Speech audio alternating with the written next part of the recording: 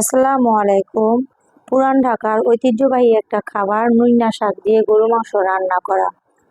আজ আমি নুইনা শাক দিয়ে গরু মাংস রান্না করব। কিভাবে রান্না করব সেটাই আপনাদের সাথে শেয়ার করব। গরু মাংসটা আমি বসাই দিছি, মনে নাই, আগেই দেখানো উচিত ছিল। গরু মাংসটার মধ্যে তেল আর হলুদ মরিচ পাখিটা একটু বেশি লাগবে, কারণ এটা শাকের সাথে মিক্সড হবে, সেজন্য। মাংসটা ভাজা ভাজা হয়ে যাচ্ছে। এখন আমি নুইনা শাকটা দিয়ে দিব মাংসর মধ্যে। 1 কেজি গরু মাংসর মধ্যে প্রায় 1 কেজি নুইনা শাক দিতে হয়। আর যদি কেউ নুইনা শাক বেশি পছন্দ করে, ওই ক্ষেত্রে নুইনা শাক একটু বেশি দেওয়া যায়। আমার বাচ্চারা নুইনা শাক খুব বেশি পছন্দ করে, সেই জন্য নুইনা শাকটা আমি একটু বেশি করে অ্যাড করে দিচ্ছি। নুইনা শাকটা দিয়ে দিচ্ছি। নুইনা শাকটা দিয়ে দেওয়ার পরে নাড়াচাড়া দিব। নুইনা শাকে কিন্তু একটু পানি ওঠে, তো ভালো মতো বেশি করে চুলার জালটা বাড়িয়ে দিতে হবে, যাতে পানিটা শুকায় যায়। দেখেন কি সুন্দর একটা কালার আসছে। নাড়তে নাড়তে নুইনা শাকে পানি ছেড়ে দিবে। নুইনা শাক একটু দিয়ে দিলাম আমি। নুইনা শাকটা রান্না করতে একটু কষ্ট, সময় লাগে অনেক, নাড়তে হয় অনেক, কিন্তু খেতেও খুব মজা। আমি মুন্সিগঞ্জের, আমার বাবা বাড়ি শ্বশুর বাড়ি মুন্সিগঞ্জ, কিন্তু তাও আমার নুইনা শাকটা খুব পছন্দ, কারণ থাকি তো ঢাকায়। দেখেন পানি উঠে গেছে।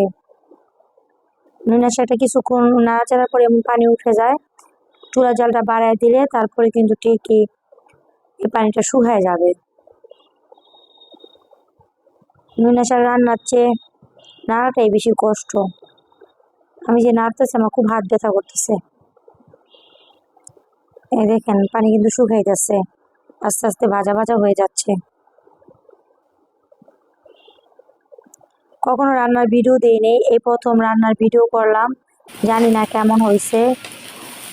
এই দেখেন নুইনা শাকটা এমন ভাজা ভাজা হবে, এমন ভাজা ভাজা হলেই মজা লাগবে।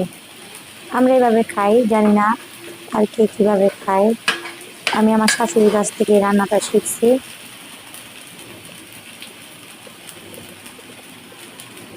এখন নামায় ফেলবো, নুইনা শাকটা হয়ে গেছে, নামায় ফেলবো।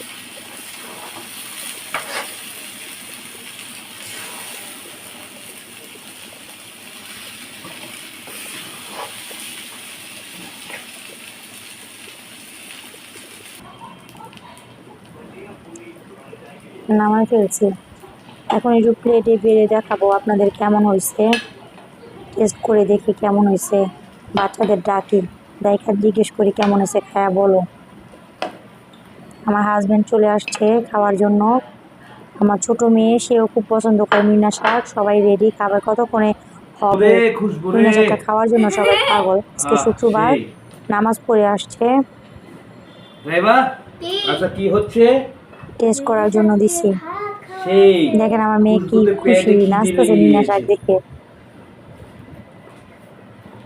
আরেকটা কথা, প্রথমবার যদি কেউ নুইনা শাক খান, অবশ্যই ভালো লাগবে না। আস্তে আস্তে মানে বেশি দিন রান্না করলে খাইলে তখন ভালো লাগবে, কারণ সব সময় না খেলে ভালো লাগে না। আসলে হঠাৎ করে কেউ খেলে মজা বুঝবে না, এটাই বলতে চাচ্ছিলাম। আমার ভিডিওটা ভালো লাগলে শেয়ার করবেন, লাইক